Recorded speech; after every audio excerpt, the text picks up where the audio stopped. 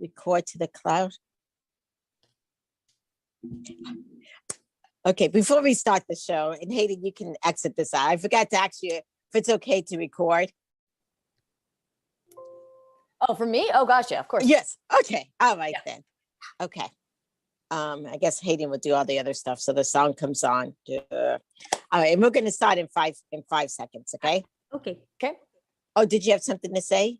Well, I was Dr. just Kelly? wondering if we're going to have commercials in this one, or are they going to be put what in? I'll do is you guys can just do it as you would as if there were commercials. So Dr. April, when you feel the time is right to cut to commercial, do your segue, and then in post, I will cut it up and I will put those commercials in. Great. And then Awesome. you can edit out things if we say anything inappropriate, like the F word. Yeah, I can bleep anything out. That's actually a good question. I should ask you if it's okay to swear. What's your guys' level on here? No, that's fine. That's fine. Okay.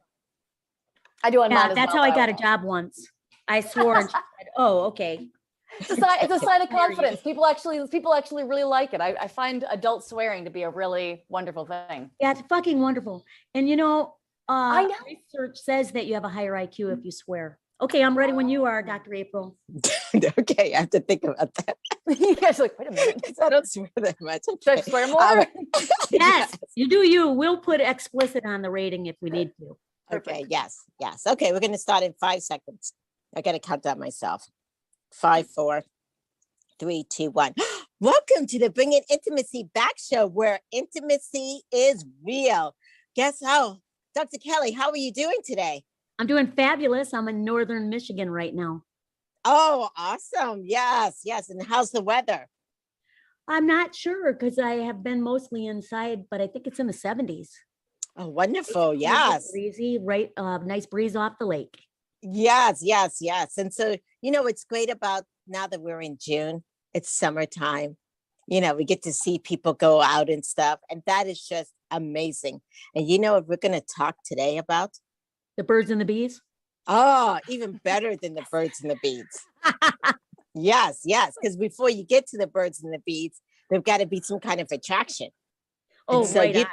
Yes, we're going to talk about what men want in dating and intimacy, which is so exciting. Yes, it is exciting. Yes, but before we get into that, I want to talk to you guys about the latest installment of my Improving Intimacy book.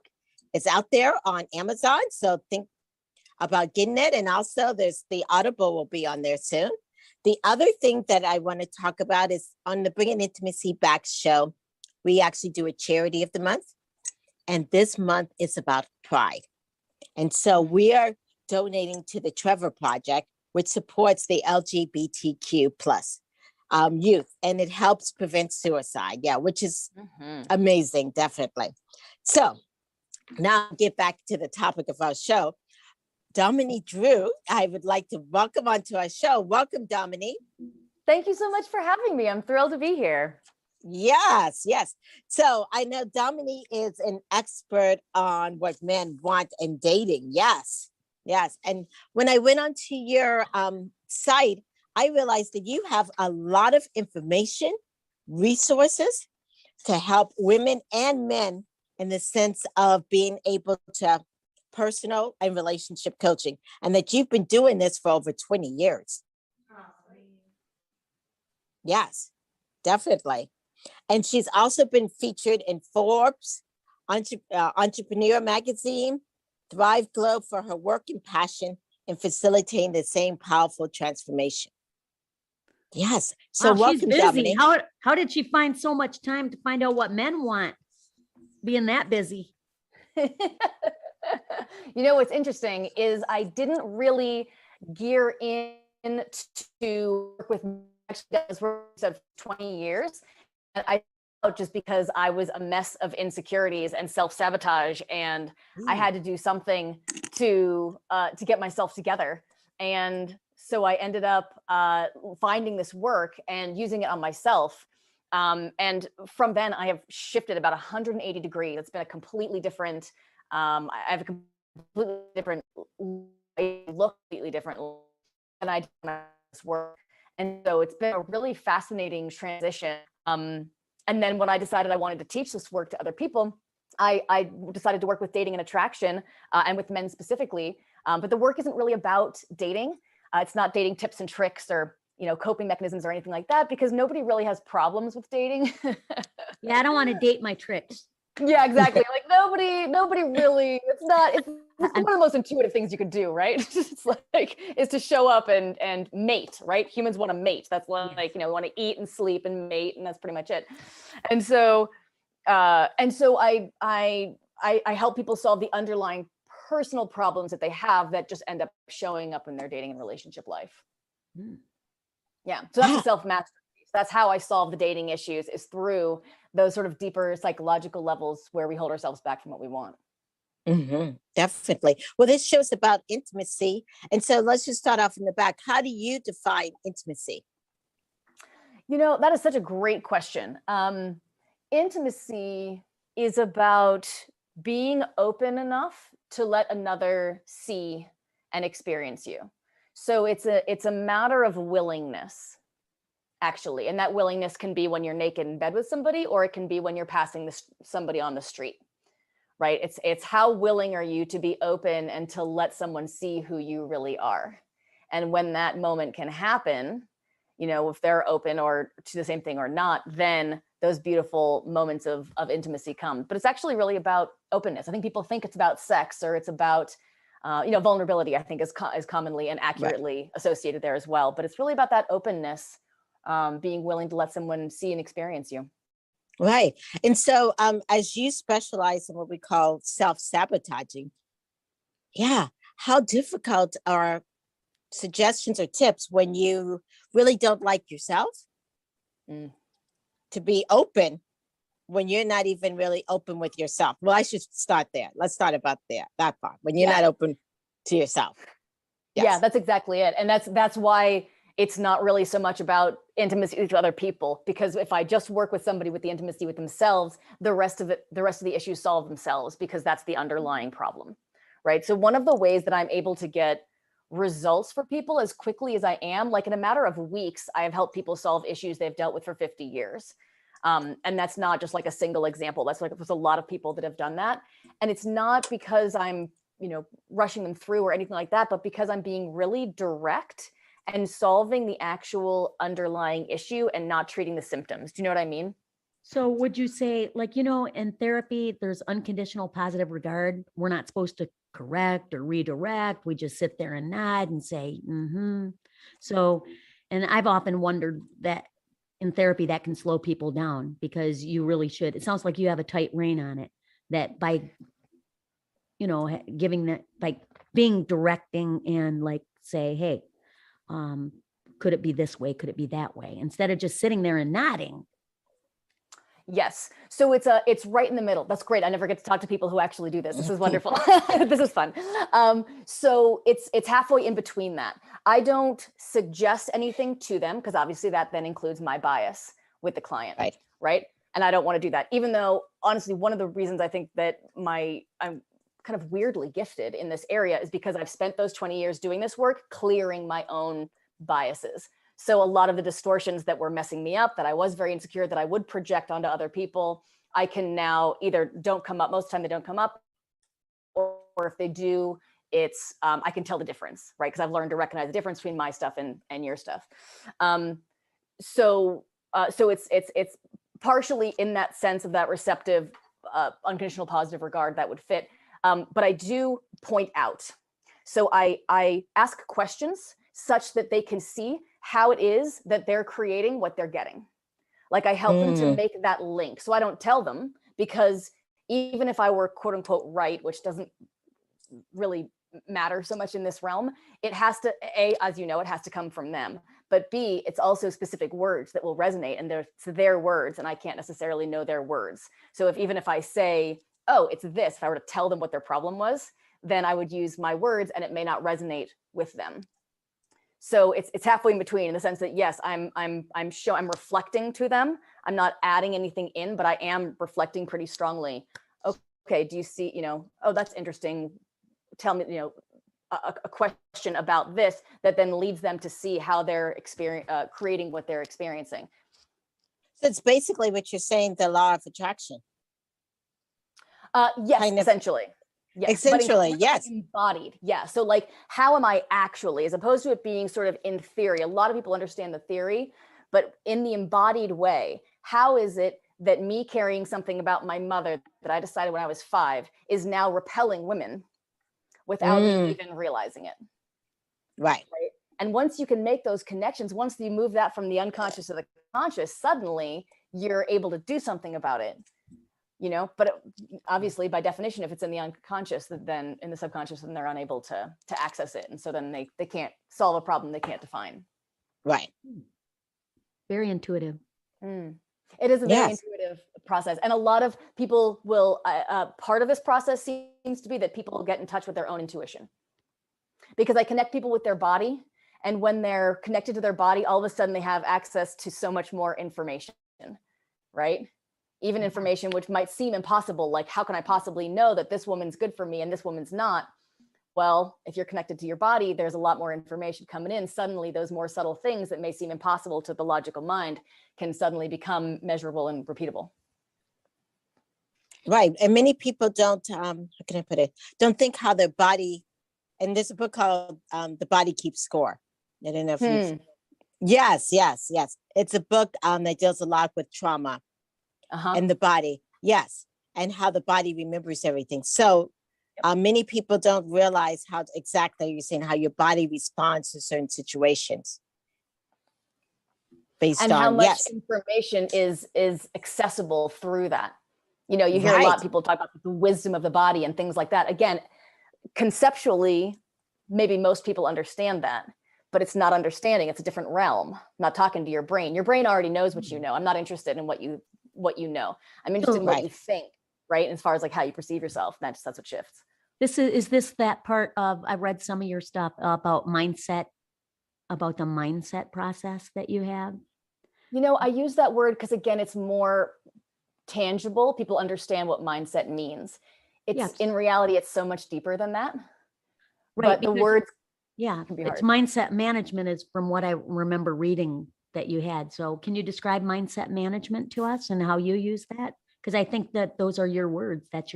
You've coined that, correct?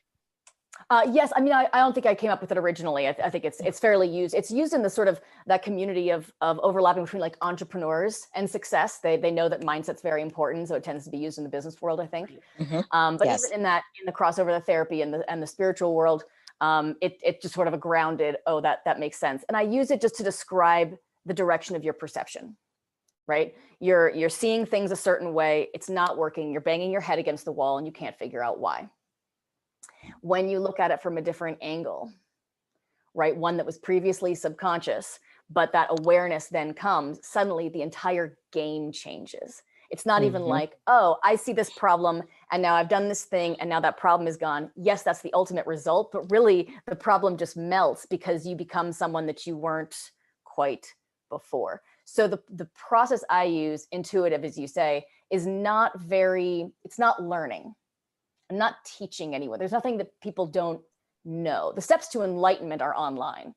The steps to build an 8-figure business are online. And if you actually followed them, you would be able to achieve both those things without a doubt, right? Yeah. The problem is you have the knowledge, something is still stopping you.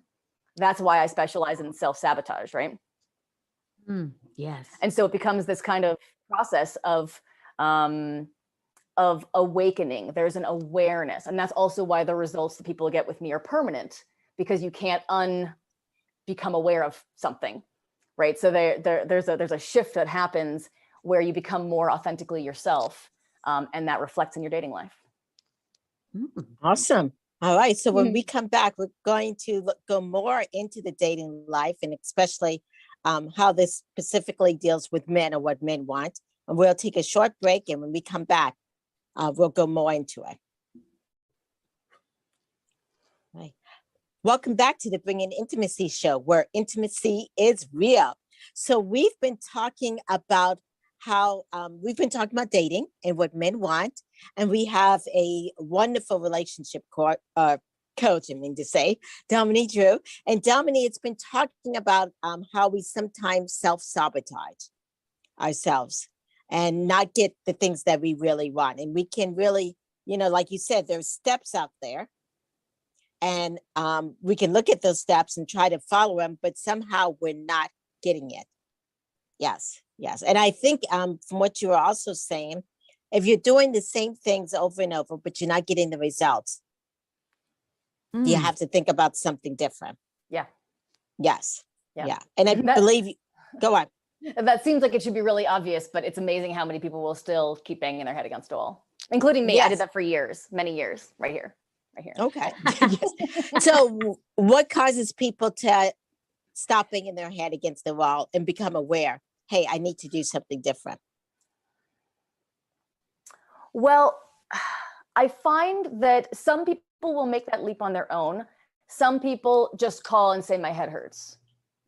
Okay, right. Do you know what I mean? The pain gets to be enough. They're 40 and now they're 50 and now they're 55. And suddenly they're like, oh, wait, maybe I actually should do something about this or I'm going to die alone, which is a lot of people in their own words tell me on the intro call. I'm like, what's going to happen if you don't fix this? And they'll say, I'm going to die alone.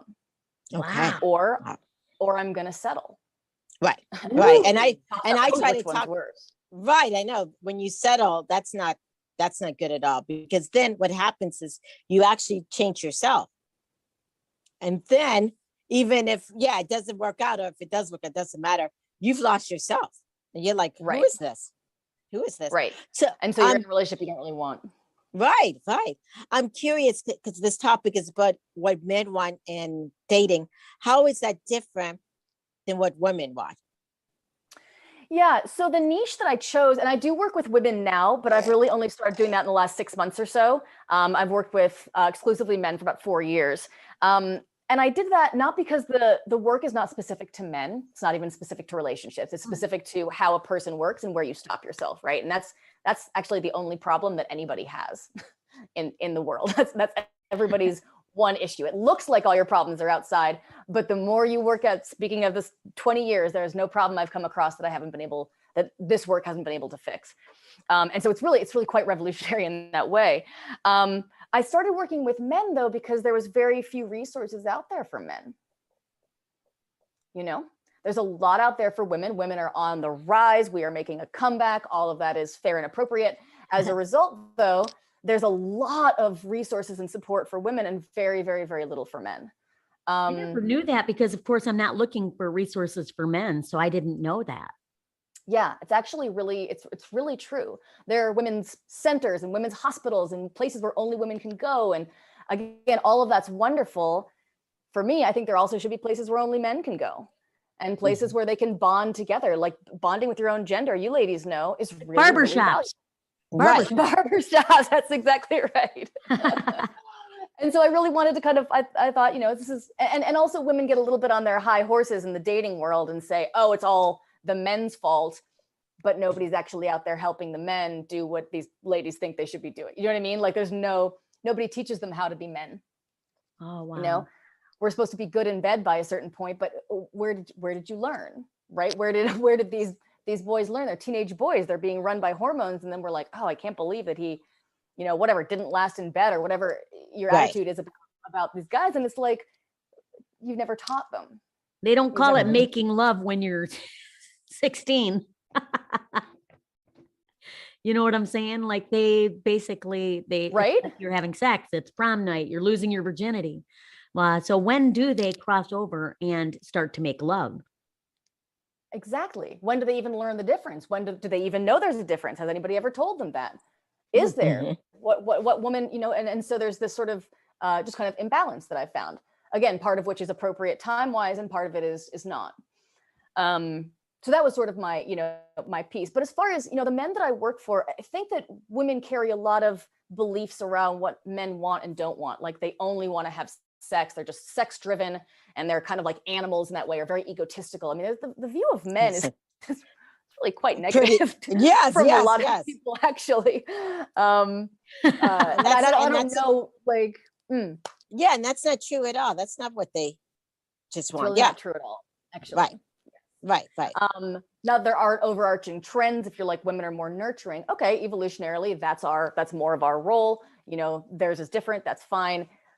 But the huge generalizations that people make, actually, it's called an image. I have a podcast episode entirely on how to recognize these. That's an image, like, you know, men have huge egos, right? Or men only want sex. That's a huge generalized statement that cannot possibly be proven and does not apply to all 3.5 billion men. Mm-hmm. Right. And so what happens and this is the work that I work with, a lot of which will probably align with yours, is, you know, when we experience overwhelm or a kind of trauma or a perceived trauma when we're very, very young, then, you know, children will generalize their life experience, right? So they come up with this huge, they draw a quote conclusion about the nature of the world, like men only want sex, right? And then that lodges subconsciously in the back of their mind, and then they live the rest of their life as though it is true. And they're As looking if for it, if they that's see it. yeah, I guess. And what you're saying is because of the concept out there and the pre-notion idea of men just want to have sex, so they have that in their head, and they're thinking, "Oh, this is just what I want to have, but I'm not satisfied." Exactly. And so if a woman had that, let's say a woman was abused early on and said, "Oh my God, men are just sexual creatures. That's all they want. They don't really see you." Right. Then she will go through her life and then living as though that's true. And she will see that everywhere, confirming her own beliefs.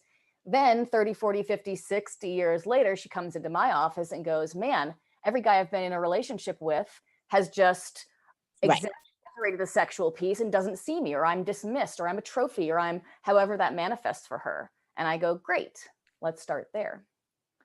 And we work our way back until we find that belief. And I'm mentioning that here because your listeners can start to do this right away. Watch your language. Step one is to watch your language for huge overarching statements that can't possibly be confirmed, right? Women can't be trusted. You know, men don't want to commit. Life is unsafe. I'm not enough. There's a popular one.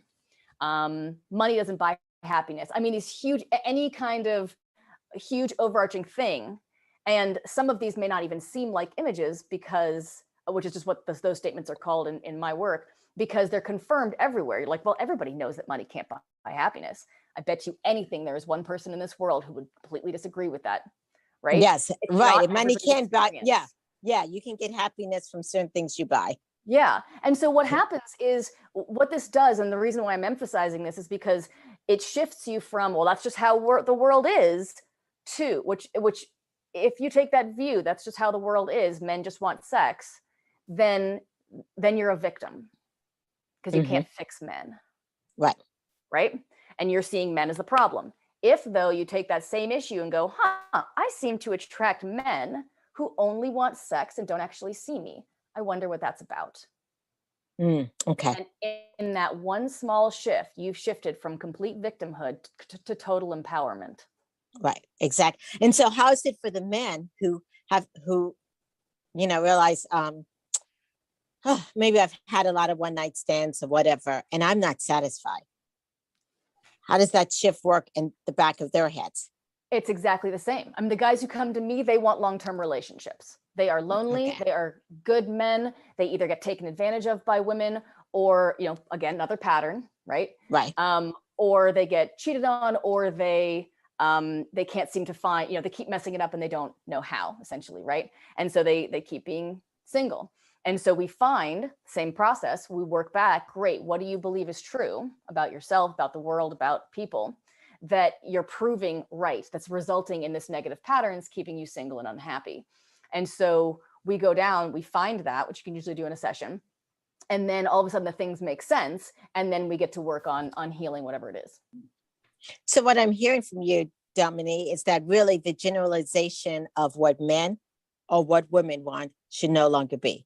It should really be you focusing on from stuff that you value in your life and, everything else on your goals of what you want versus the general characteristics of men versus women.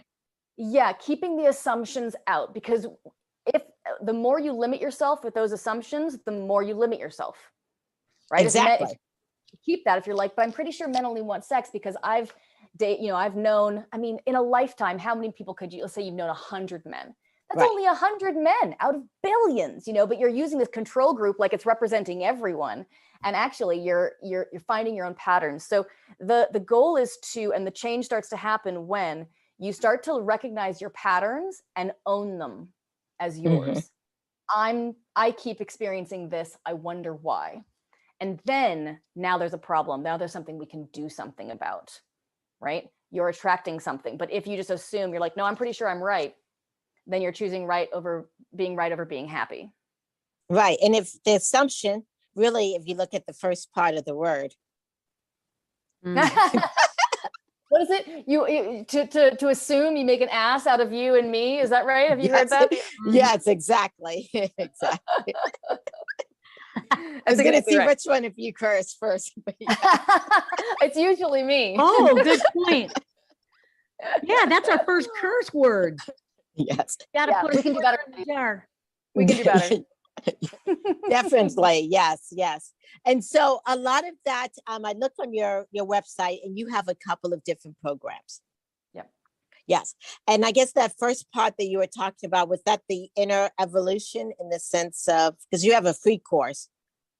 I do. Yeah. The free course I just called Inner Evolution. Inner Evolution is just a term that I came up with, but it's really accurate to what ends up happening. Right. Because you start to realize more of who you are and what's going on, and you're able to function a lot better. Right. Yeah. Definitely. And so then your other two paths, can we talk about those? The one of the art of attraction and the art of being authentic? Absolutely.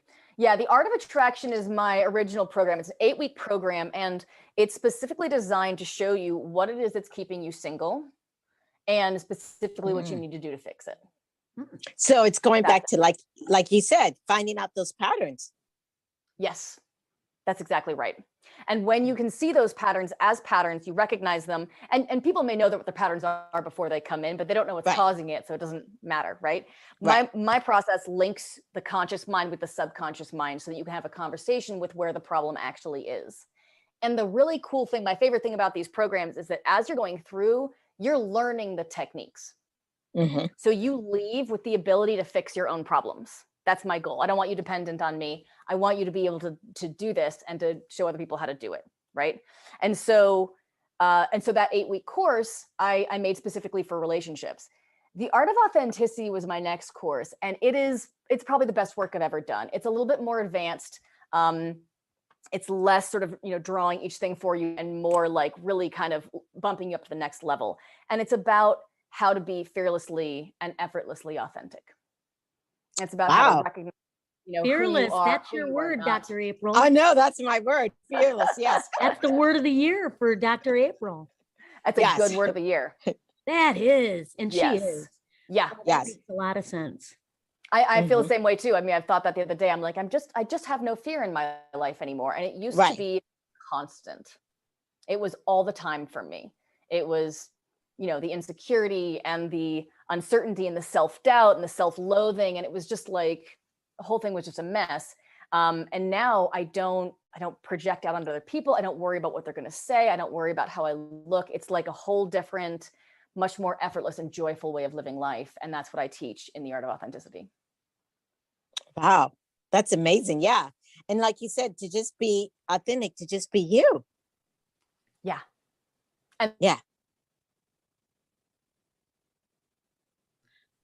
That's one of the things that a lot of people struggle through this with unbelievable results in a very short time. Yes.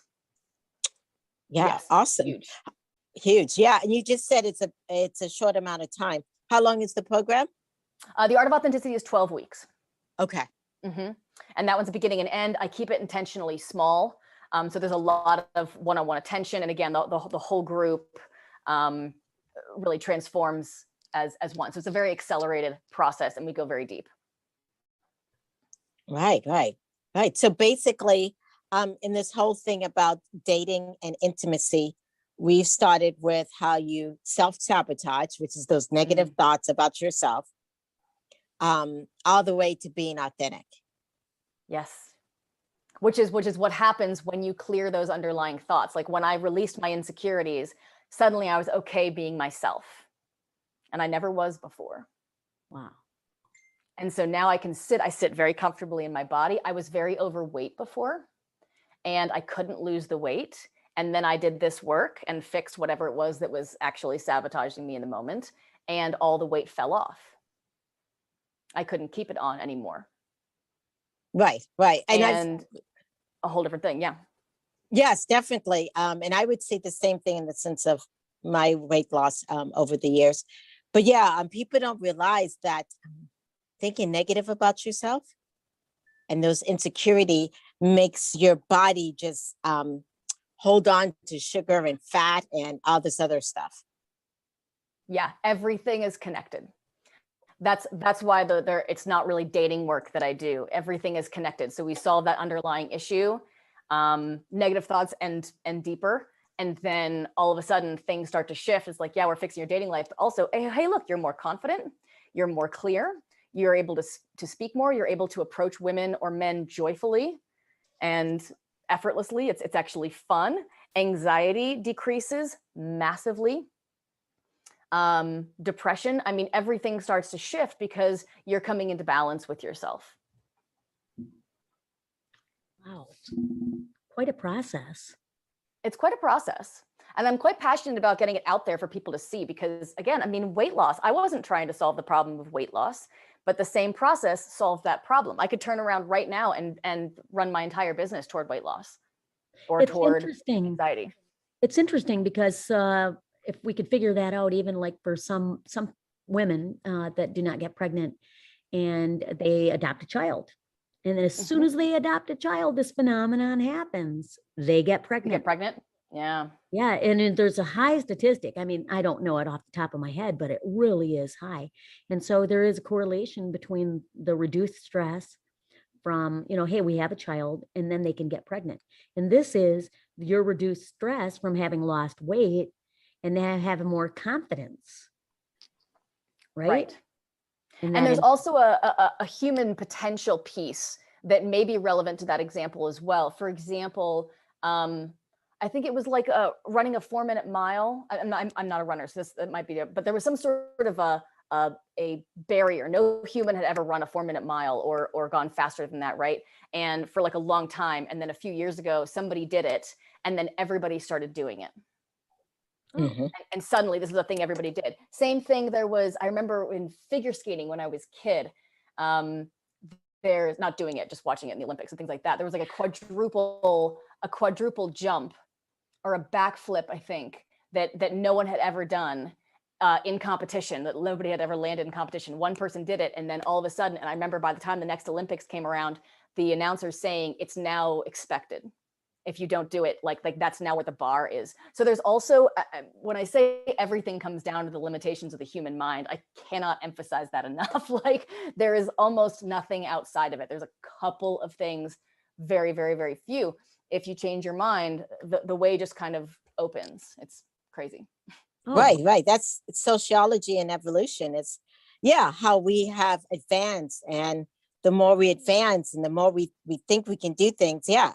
And there's no blockage. And I think that skating move is the triple lux because it's the second most difficult jump.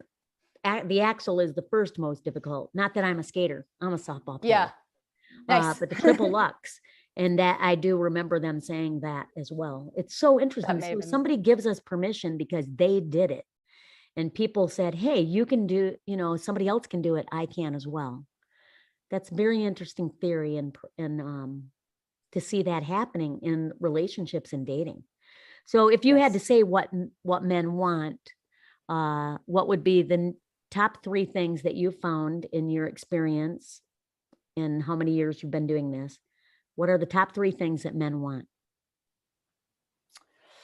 I would say the things that they want, specifically within a relationship, I'm going to say happiness, which I think is not specific to men. Emotional support and companionship, someone to share their life with. Those are the 3 things that I hear them say the most. They want someone who understands them, someone who they can connect with, that can really see them. And here we are back to intimacy. Yeah. Right. Wow. They Okay. want that connection. They want that ability to somebody to be open with, that life just goes on. Right. There's that open connection between them and their partner. All right. Well, we're going to take a short break. And when we come back, we're going to get questions from the audience on exactly this topic of intimacy and dating and what men and women want. Okay. All right. Welcome back to the Bringing Intimacy show, where intimacy is real. So we have been talking about the importance of knowing ourselves and not self-sabotaging ourselves by sometimes, I mean, if many of us have been out there dating for a while, and maybe we're getting the same old type of things, and how that definitely impacts what we're bringing into our circle in the sense of a true intimate relationship. So I do have one question that came from Susan from Texas. And she says, you mentioned earlier about self-sabotaging. I have these negative thoughts of, I'm not good enough. No one wants me. How do I change those thoughts or get rid of them? Yeah, so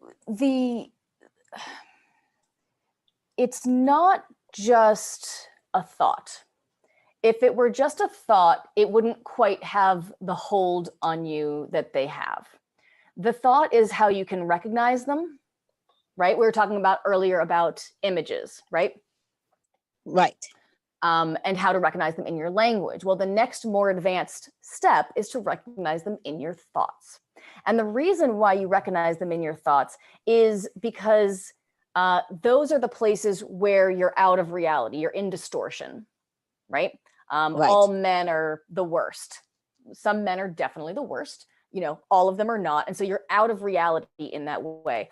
And what that means is you're no longer living life in the present moment. You're in reaction to something that happened decades ago, and you're living now as if that were so.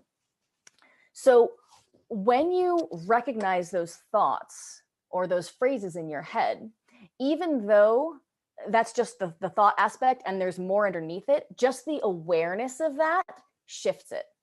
It's very sort of quantum in that way, right? So when you look at something directly, and I've had this work really quite considerably, wonders really with anxiety, is people will feel anxious and then just kind of work around it, like they'll sort of cope, right? Same thing with difficult or uncomfortable emotions.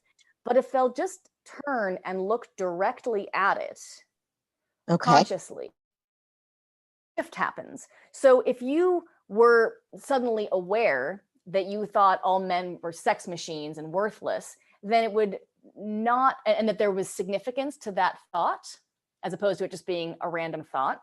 Right. If you knew that was significant, then suddenly it would make a lot of sense why you're a single woman at whatever age.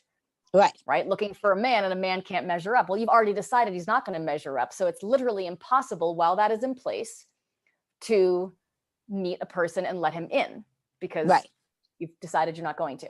So just becoming aware of those overarching statements. And then the third most advanced step, so recognizing it in your language, is step 1. Recognizing it in your thoughts is step 2. Step 3 is to turn and look at it and ask. Okay. Right. So you're saying, is this true or this not? And I also kind of confronting it. That's something that's happening. Does that make sense?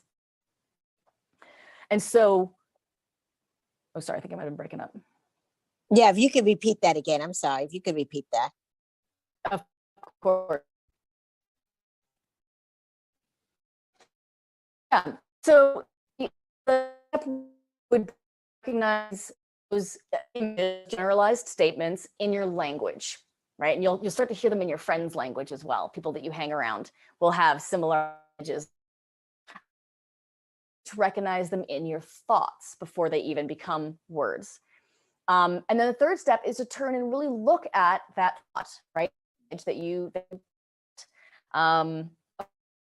me because, nobody likes me. That's interesting. Anybody liked me, or has one liked me in the entire span of existence?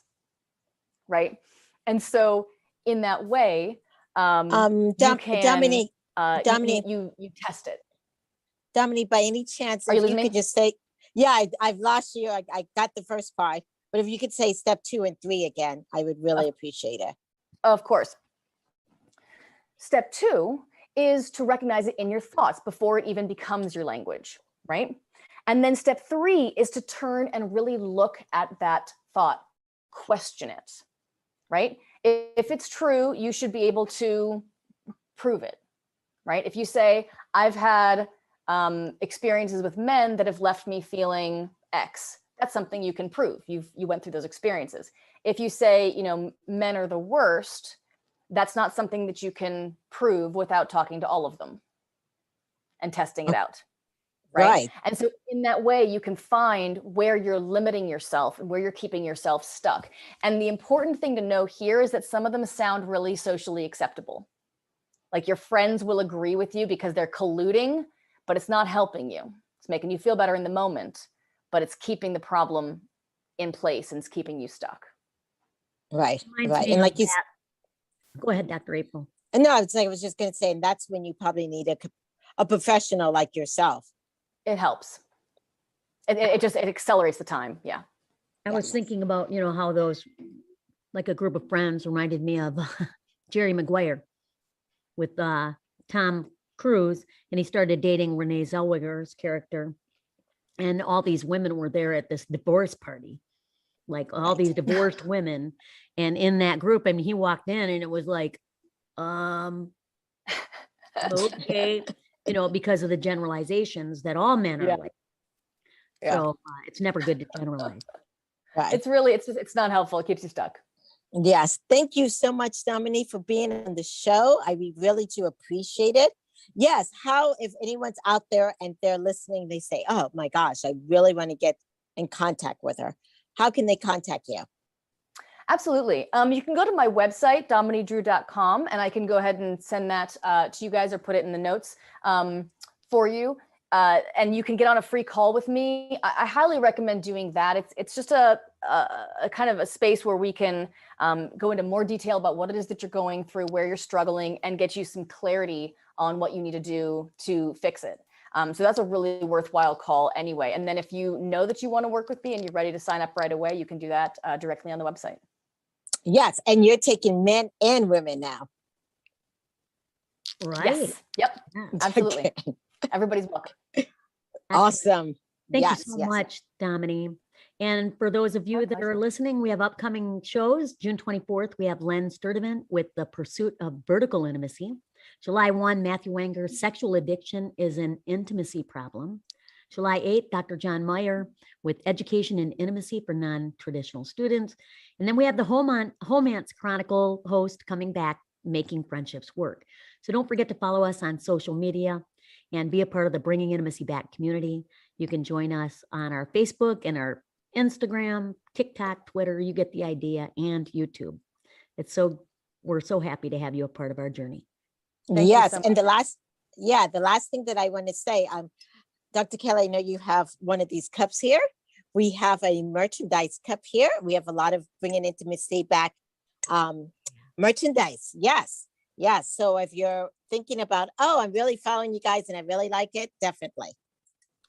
Oh, I love it. I love it too. It's a nice, strong herringbone. And who doesn't like a strong bone? Yes. Yes, definitely. Brings us back to the beginning. Yes, it does. About men. So, which is probably why we're going to end the show now. Okay. This has been the Bringing Intimacy Back. Thank you, guys. Bye. Bye-bye. Okay. All right. I know. You got me thinking of That was a great boner. note for ending. That's fabulous. That was total win. Yes. Thank you so much. And speaking of boners, and then it just leads into a whole nother episode. It's just a double recording right there. Just like we'll do this another week. But you know what? You can use this. This is one of my sayings.